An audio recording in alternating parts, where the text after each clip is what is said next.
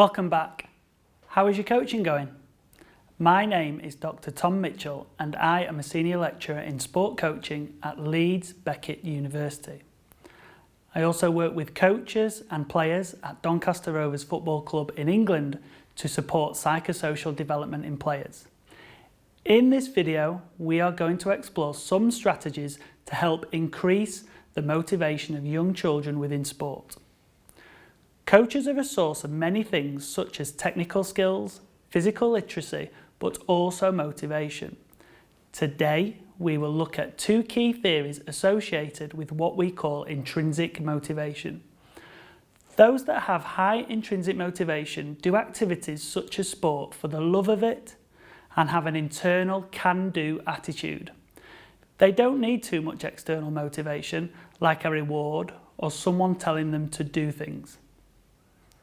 The first theory is called Self-Determination Theory, or SDT for short.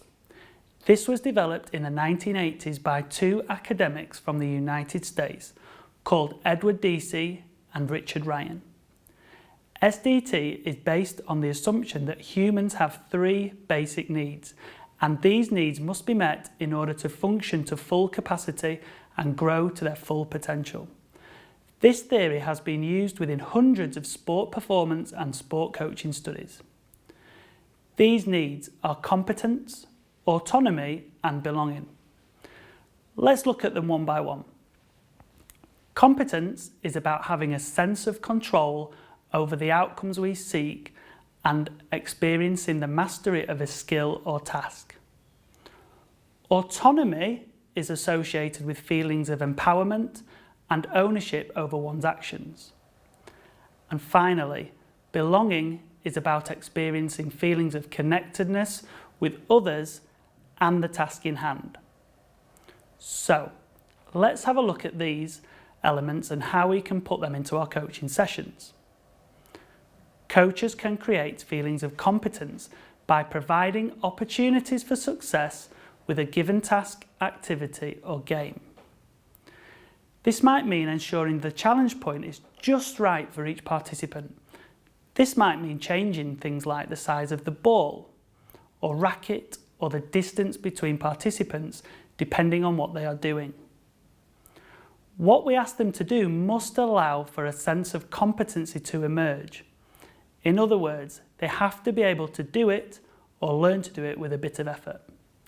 Next, a sense of autonomy can be supported by allowing children choice over their actions. This can be done in a variety of ways.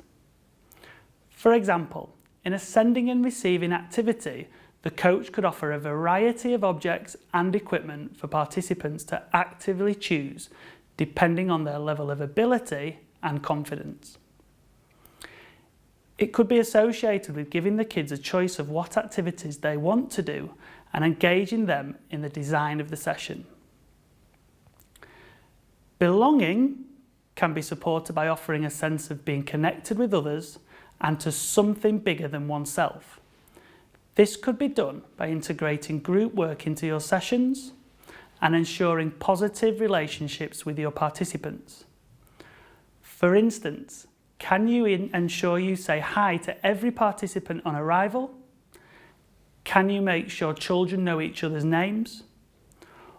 Or what about organising a team bonding outing to the movies or bowling night?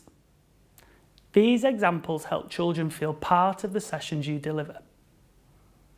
So, that's self-determination theory, and hopefully we've provided you with a few examples of how you can integrate this into your coaching.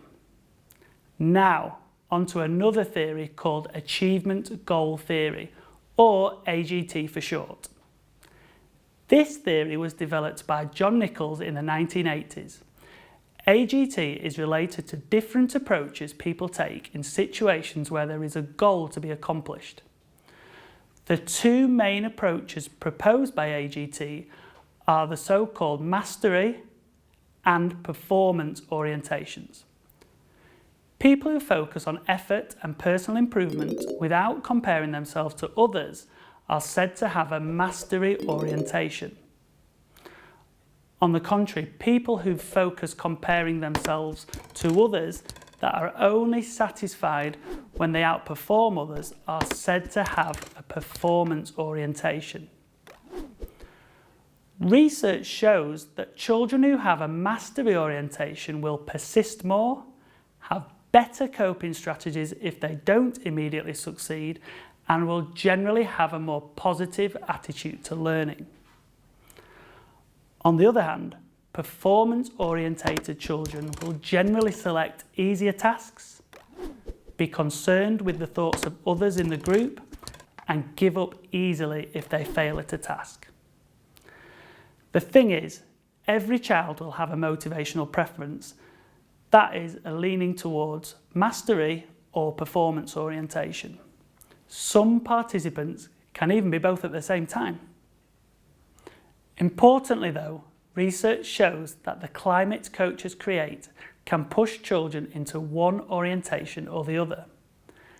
Given what we know about the benefit of a mastery orientation, as a coach, we should seek to support the development of this orientation in our participants. So, what we should do to support the development of a mastery orientation. Here are some ideas. 1.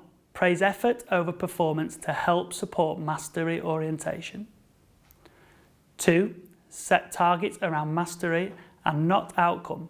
For example, can you get a clean strike of the ball when passing it, rather than can you make 8 out of 10 passes? 3. Focus on development over outcome. For example, in young participants, we should focus on the quality of the movement in a tennis serve more than whether or not it resulted in an ace. 4. Avoid making clear comparisons between participants' level of competence. So there you have it. Now we have a few more tools and ideas to help support high quality motivation in sport. Please go and use them and see what happens. Thanks for watching and see you soon.